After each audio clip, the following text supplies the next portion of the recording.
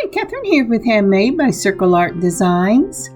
Well, on my work table today is a Southwestern Style necklace with matching earrings. When I saw the synthetic turquoise in the August Bargain Bead Box, I thought of this pendant I had been looking at for quite some time, and I said, today is the day. So let's turn our eyes to the mat. So as I turn my eyes to my work table this morning and I see that beautiful Simply Grateful sign or mat, isn't that beautiful? And I think about, well, what do I want to share today about being simply grateful for? And I haven't said it in quite a while, but I am simply grateful for you. Okay, now it's clean.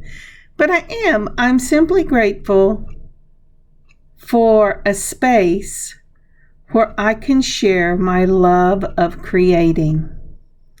I don't think that I take enough time out of my day as I'm creating, whether it's working with jewelry or painting or doing ceramics, crocheting, or just creating a quiet, peaceful space in my home that is welcoming to my family and friends. I don't think I think about how grateful I am for that. I remember a time in my life when life was crazy and it was hard to find that space to be quiet and peaceful. So I truly am simply grateful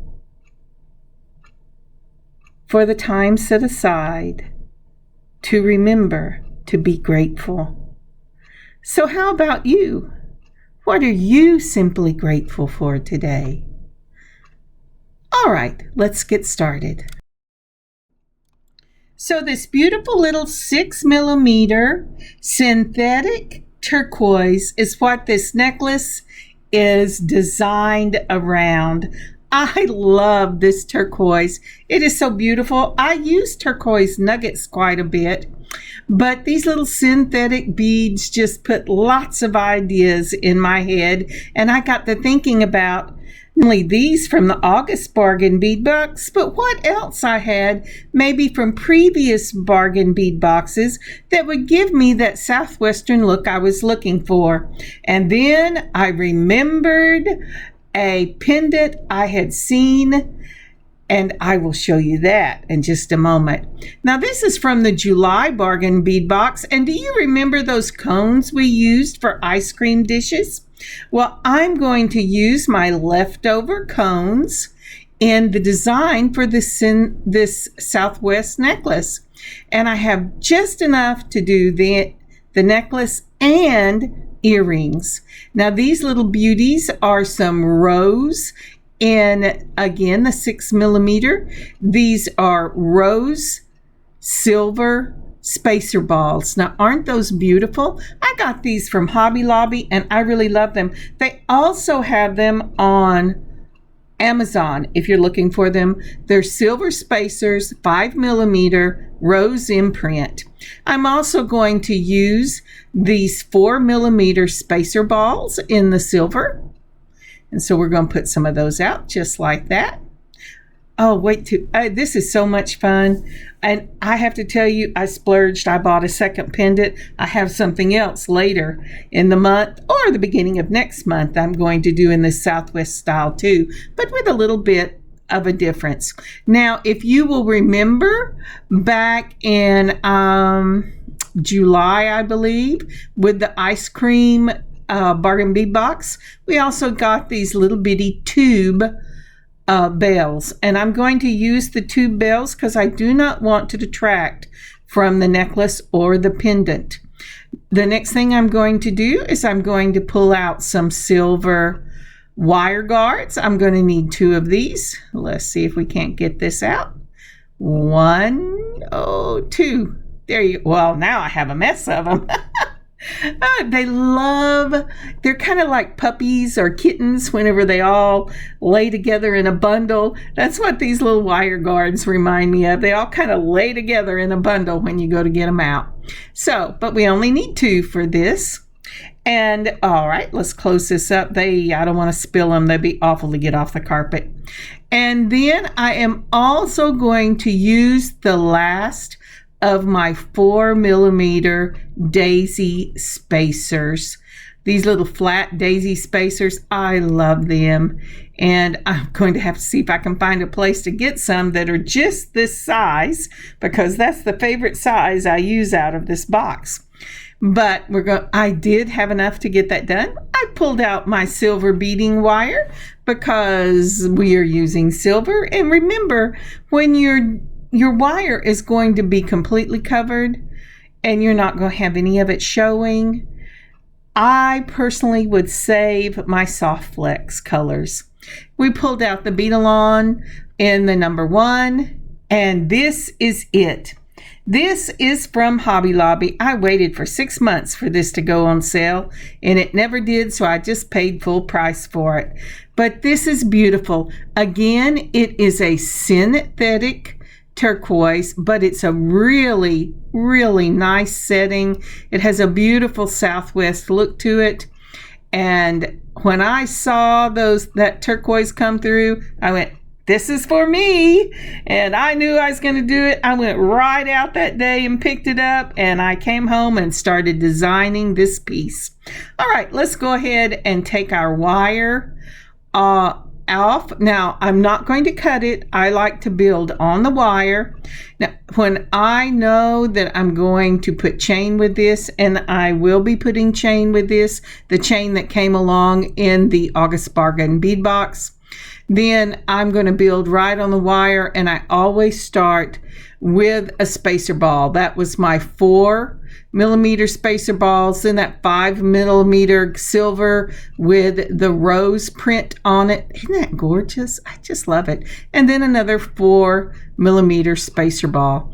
And that will be component 1 for this piece. So next up, we're going to add some of this beautiful 6mm synthetic turquoise. I'm putting on one of the matte turquoise. I'm not going to say synthetic every time, we know it is. And then I'm going to put on the daisy spacer, then another of the turquoise, a daisy spacer, and the turquoise.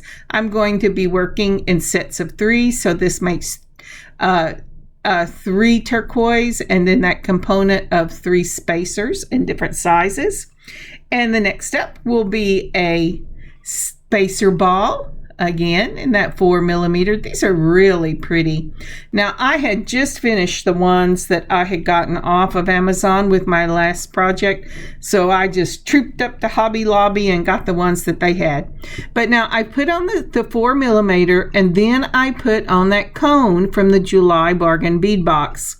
And then I'm going to put in one of those 5mm flower spacer balls, and this gives it, I think it gives it kind of a horn shape, and that's what one of the things I think of whenever I think of the Southwestern pieces. And so then after that, I put on a daisy spacer and another one of the turquoise in that 6mm, and so it's 4mm spacer, cone bead, 5mm daisy, turquoise, daisy, 4mm, let's see, no, next I need the 5mm in the silver flower bead spacer.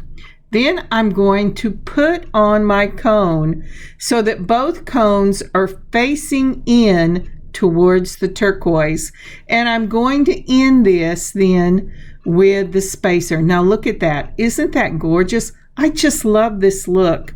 It's so pretty. I like the way it goes from the small, builds up, and then goes down. It's like crescendo, decrescendo in music, and I love it. Now once I have got on that spacer ball, I'm going to go ahead and put on another one of the turquoise, a daisy, a turquoise, a daisy, and a turquoise.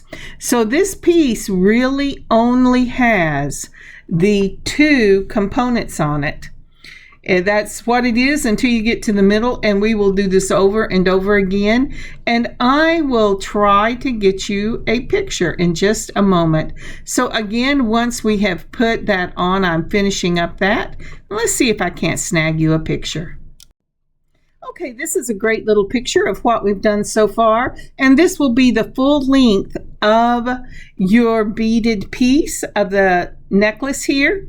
Again, we're working on the wire spool, your beading wire.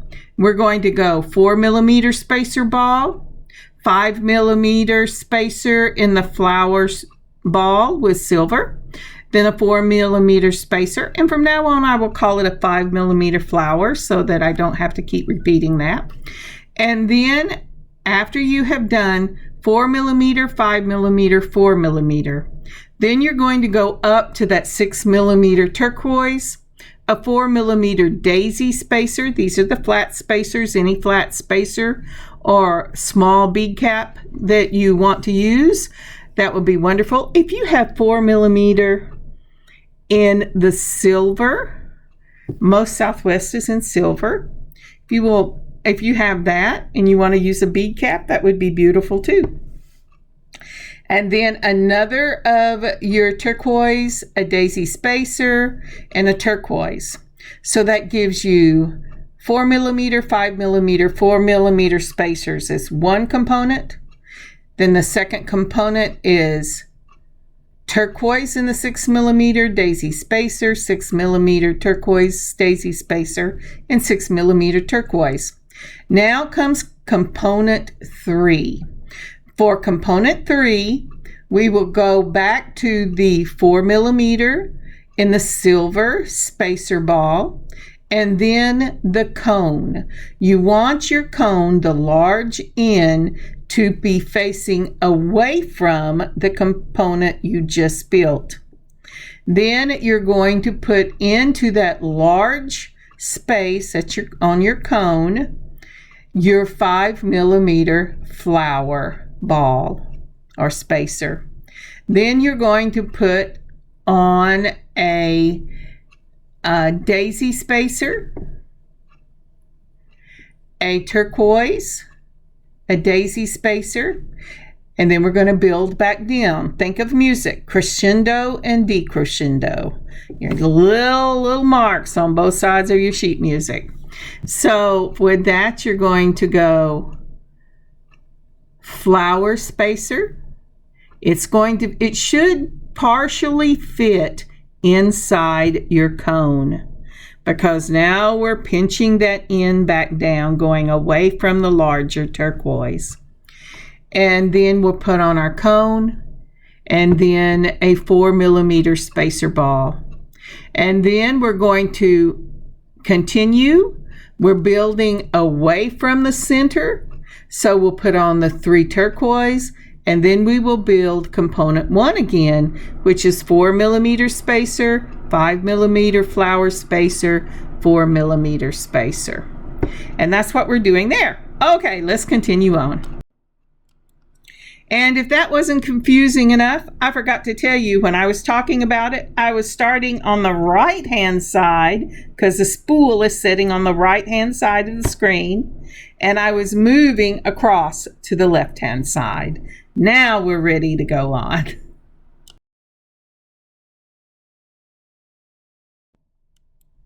All right, let's go ahead and see where we are. I'm going to finish this up with one of those little 4mm spacer balls. And let's see here. What am I doing? I have lost where I am. Oh, yes, I know. And so we're going to go ahead and put the 4mm, the 5mm flower, and the 4mm. And sometimes just finding that hole is just sad. Now let's see how much room or how much space or the measurement for this is. Isn't that pretty? I just love that. This is going to be a gorgeous piece. In fact, I know it's going to be a gorgeous piece because I finished it and it's sitting right here on my desk. All right. Oh, if my house was quieter, I would talk to you while I was doing this, but that's probably never going to happen. Between dogs, cats, people, phones, people working from the house, yeah, not happening. All right, so just that right there runs about 4 inches. And I think, let's see here. I think I want to make it just slightly bigger. So let's go ahead and we're going to start again. And look at that ink. I do not know where that ink is coming from. I thought maybe it was from the bag, maybe that I picked up, but it didn't rub in it, but I keep getting ink on my finger and on my and then I looked at the wire. It could have been on the wire, but I couldn't decide if it was on the wire because it transferred from my fingers to the wire, or somehow I got purple ink on the wire. I just could not imagine. But through this whole thing, I kept cleaning up purple ink. So now then, I have gone ahead after I did component 1 and I put another component 2, and now I'm starting the component 3, and of course that is with the cones. I'm trying to get this up to a length, whatever length you decide you want the beaded portion of your necklace to be. You want to continue beading till you get to the middle.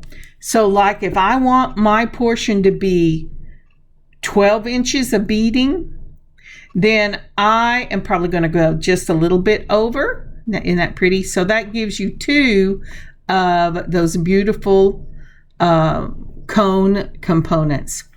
And then I will divide it up. So if I want 12, I'm going to go about 6 inches. So I'm thinking, let's measure this again, and let's see if I'm ready to put the bell on. Let's see here. That looks about right. I'm doing the calculations in my head. I have to tell you, math makes my head hurt. Yes, so I always think about it, and then I think about it again. But yes, so I've got reached my 6 inches. I have pulled some 15 O's in the silver. You could use 11 O's, but these were sitting out, and that little tube bell from the July Bargain Bead Box is real small. And I did that because I did not want it to interfere with the beauty of that pendant. So I am putting on about 6, maybe 7. Let's see how it goes. I just want it to go set and be 1 over, and that's what it is for the tube. And the reason I do this is because no matter how wonderful this wire is, you don't want your bell moving up and down on the wire. So make sure you put something to cover the wire whenever you put your bell on. So I'm going to go ahead and finish this up. And what I'm going to do is I'm going to do a mirror image of what I have just done. I've put the bell in the middle. So I'm going to start down with component number 3, which are the cones. Then I'm going to go to the turquoise component number 2, then the component number 1, which is the 3 spacers, and then I'll pick up with component number 2, and then component 3. So I'm just mirror imaging on the other side of the necklace what I have just done. And when I get finished with that, I will see you on the other side. But before we do that, would you take a moment and like and leave a comment for this video? And if you haven't already subscribed to this channel, would you please subscribe and share it? That would be so helpful. Thank you so much. And I hope you really do enjoy these videos because I really enjoy doing them and sharing them with you. And we are back. Now, isn't that pretty? Doesn't that look gorgeous? You know, it would look beautiful with things that you might have from not only the August Bargain Bead Box, but things you have in your own stash. But with the pendant, it looks amazing. All right, so let's go ahead and get our number one crimps. These are the bead-alongs that I use. I'm pretty faithful with those. I have never run out because I have to tell you, I pick them up on Amazon. But I really love them. The zeros I use for illusion necklaces, the ones that it comes in an assortment. You can either get an assorted colors in the same size, or you can get an assortment of sizes in the same color, but I really like them. So I put on a crimp, and this is the end of the beading wire that I was working on. I have not cut it yet. So I've put on my crimp, and I ended, remember, with that 4mm spacer ball, just like I began it on the other side. I put the wire through the tubing on one side, go up and around and back down through the tubing. Now, the thing you want to really be careful with is to make sure that your beading wire lays side by side, especially when you're using a crimper. I'm not too sure about when you just mash it down with the chain nose pliers, but do you see that how I keep them side by side? And that's because when you put this in the back of the crimper, and that's where you always start, and you mash it down, it's going to make an indent, and it looks like a little M. And I'm sorry I didn't show you the little M, but it looks like a little M. You do a fourth turn, and then you mash that little M together. Now, if you've kept them vertical where they're lying side by side, each side of that little M should have a wire caught in it. And let me cut part of this off. It's a little longer than I want it. And so when you mash it, it goes ahead and it captures each side of that wire in the crimp. Now, you can cut it straight off that excess wire next to the crimp, but I like to have little tails because that's the way I learned how to do it. My brain says it's much better with tails.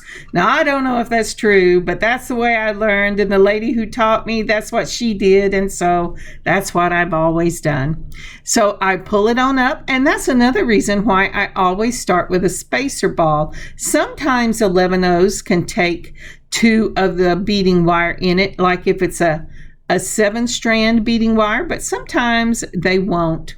So now that I have done that side and I tested it, I'm going to the other side, and again we put on our number one crimp, and we're going to go ahead and put that wire guard, go up the tube, around the top, and then back down the tube. And now I'm putting this wire into my crimp and into the 4mm spacer ball. Sometimes, maybe I'll do it this time, I'll take it two beads down if the beads will take it. Once I get it down, and I have been very careful when I am holding this to make sure that I have not allowed those wires to cross. And I tell you, it is so important to me that if I think they've crossed, I will pull it out and do it again. All right, I've got it taut but not tight. I have not crimped it yet because I wanted to make sure this necklace is going to flow, and you just have to kind of loop it a little bit and make sure it's not rubbing up, the beads aren't rubbing up against each other. And just like the other time, I crimped, I made the M, I did a 4th turn, and then I crimped again, closing that M into a little bitty ball, and I am ready to clip the wire. The other thing that's I have learned for myself is if I pull that tail up away from the other wire and I put my flush cutters right up against the bead it's coming out of, I will not cut the wrong wire. Now, I don't know if it'll be the same for you, but that's how I do it, and I am consistent, so it's always the same. Now then, this is my trick. This is from Metal Gallery from Hobby Lobby, and look at that roping. Isn't that beautiful roping? This is an antique silver roping from Hobby Lobby. It's a 16-inch. I normally don't use a 16-inch, but I wanted something amazing for this necklace. I thought about using some chain that had come in a bargain bead box, but I decided that this roping was more in line with the Southwestern look I was looking for. Now I am going to save the findings on this hardware. Sounds like I'm working on a car, doesn't it? Or building something in the garage. But yeah, like I ever would. Oh, okay, so, but I'm going to save the findings. I have opened up my jump ring, or am opening up between two chain nose pliers, and I'm going to take off that extender, but I'm going to leave the jump ring because it's a beautiful jump ring. It looks nice with this particular roping, and so I'm just going to close it up. Now that's why I had to decide how long I wanted my necklace and how much, and I got tongue-tied, and how long the necklace that I bought for the chain part of this beaded necklace was, and make it work out so that it would be 28 inches. Again, I do not put clasps in the back unless I'm selling it or unless I want it to be way up against my neck. Most of my pieces hang at the 20-inch mark. That's where I buy my blouses. They go up just a little bit above that, or my dresses, and I know where I want my pendants to sit, and so that's what I'm always taking in consideration. Now look at that roping. Isn't that beautiful? And I can tell you it feels like silk whenever it runs through your hands. It is gorgeous, and it is a gorgeous chain to offset this beadwork. So next, I'm going to go ahead and add my pendant. Now the pendant, I feel really blessed because it has a substantial jump ring on it. Look at that jump ring. Isn't that beautiful? And I am going to just open up the jump ring that it came with. Again, making sure that I don't stress it. When you're opening jump rings, you want to put it between two chain nose pliers. Hold one side steady, that's your anchor, and then turn the other side. Once you've done that, I actually have to hold it with my fingers because I've got the necklace laid different for the camera. But you want to make sure that your jump ring, I don't have it quite opened up enough, that your jump ring and your bell are in, not jump ring, your pendant and your bell are in the same plane. Your pendant is facing forward. Then put your bell and your pendant together, and again holding one side steady. Oh, it's so hard. And twist the other side. Twist with just one wrist and touch the top. If it feels rough, it's not closed. I had to learn that because I have bifocals, and sometimes even with the magnifier, I cannot see if the little piece is closed. And you really want to make sure this piece is closed. Let's see here. Let's do just a little rocking on that one side and see if we can't get that to sit. It was closed, I know, when I started. All right, and there you go. Now, isn't that beautiful? I think that's so pretty. It is just so, so pretty. Okay. Yep. Now then, on to the earrings. So these are going to be just a simple two-step earring. I have everything out that I used in the necklace itself, but I have also added both the eye pins, and I have added head pins for this, and French wires. So I'm looking to see, how do I want to do this? Let's see here. Alrighty, so let's go ahead and let's put that beautiful flower spacer ball on, and then our cone, and then another spacer ball. So these are going to be the dangle for this two-step earring, but I wanted to make sure, at first I was going to roll them, but I needed a longer head pin than I had for the 24 gauge roll, so I'm going to go ahead and use my looper. I put it across, put it in the hole, mash them down, and I should get a little circle. Now, sometimes my circle closes and sometimes it doesn't. Now, I've seen people that their circle close all the time, and I go, they must have better loopers than I have, or they're just better at this than I am. But if you have loopers and your loop doesn't close, don't worry about it. Just take your straight nose pliers, close it up a little, and then take your chain nose and make sure that that end sits right up on the wire. So there we go, we have it closed, and that's really important for these because you want that horn look to these for the Southwest. And through the magic of the video, I have the second dangle done, and like I said, you want them to be able to look like horns, and so you don't want them flopping around, so there can't be space at the top with your loop. Now I've straightened out my eye pin. I am using, because of the amount of daisy spacers I had, I am using the, let's go ahead and get that on, the spacer ball, and then the turquoise, and then some daisy spacers again with the turquoise and daisy spacer, just like we did component 2 in the necklace. The only difference is that I did not do the complete component 3 because I had just enough to make one horn. So for this next side, again, we're building it on an eye pin. We're taking the looper, we're bringing it across, mashing the handles, and it should make at least a semi-round circle. And if you've seen my circles, you should be very thankful I use these. I always get them kind of warped and they're more oval than circle. And so I have done that. So I have a circle on the top and a circle on the bottom, and you want your circles to be in the same plane. If they're not, hold them between 2 chain nose pliers and gently twist one end till they're in the same plane. These are the pieces we have that we're going to go ahead and put them together with. Now I only need 2 of the very small 4mm jump rings because I am using French wires.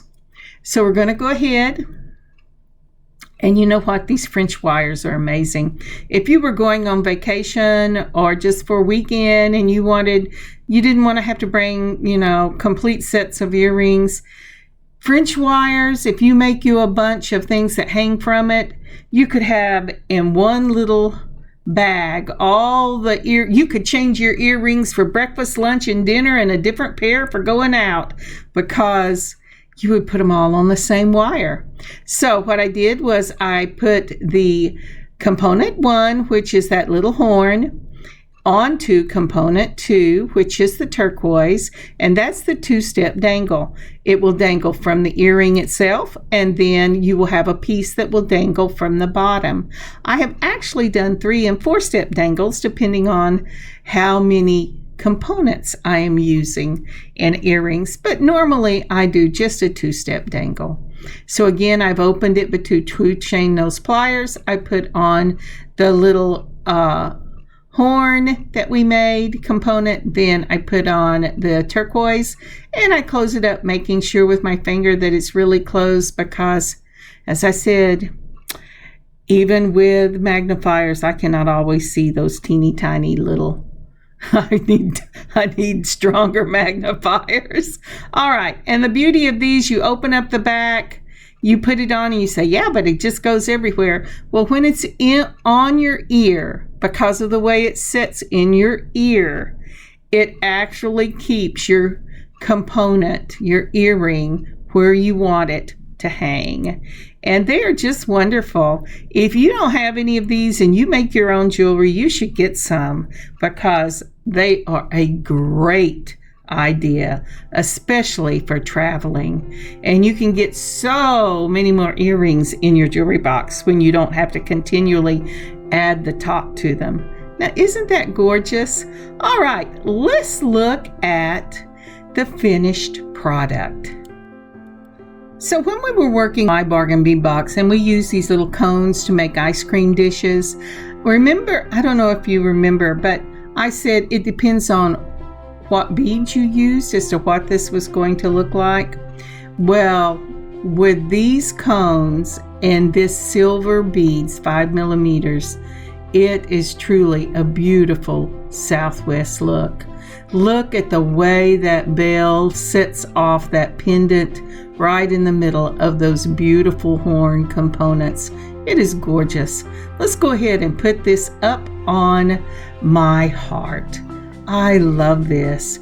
And oh my goodness, I could only get one of these chains at the time, but they should get some more in, and I'm going back up and get several pieces, especially right now because I bought mine for half price. But the pendant itself, it is never on sale, and this was the next to the last one they had up at my Hobby Lobby, but they do get them in fairly often, but they are just beautiful. And if you're worried about the tarnishing, put a little finish on it. It'll keep it from tarnishing longer, and it can be wiped off. And I just love it. And here are some pictures. Now, isn't that beautiful? I just love this. I'm so pleased with this. I can hardly wait to wear it. Thank you for joining me today on this beading adventure. I know that some of these things are still up on the sister store, Bead Box Bargain. And take a look if you have a Hobby Lobby, or search Amazon if you're looking for some of these things, and have an amazing beading adventure of your own. God bless you. God keep you safe. Until I see you next time, Kathryn, Handmade by Circle Art Designs. God bless y'all. Happy beading.